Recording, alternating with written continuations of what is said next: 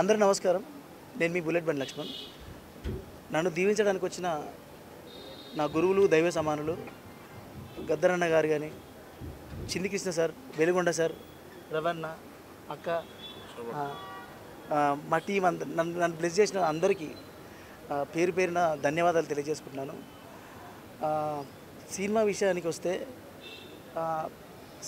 మేము వచ్చిన సినిమా ప్రయాణం అంటే జీవితం సినిమా ఇండస్ట్రీ కానీ మేము వచ్చి ఎన్నో స్ట్రగుల్ పడ్డాము.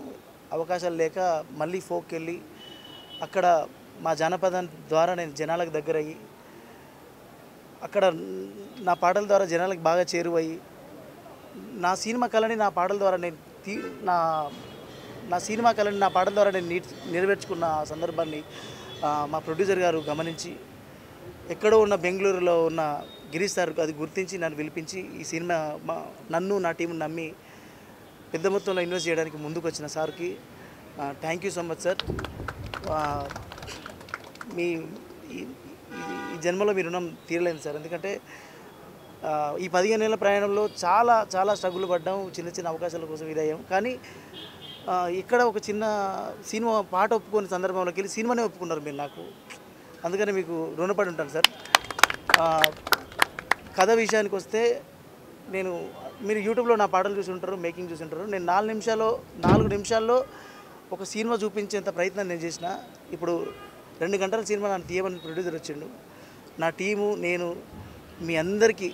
మీరందరూ మెచ్చే సినిమా చేయాలని పాటలు మాటలు అన్నీ తయారు చేసుకున్నాకనే సిద్ధమై అనౌన్స్మెంట్ చేస్తున్నాం.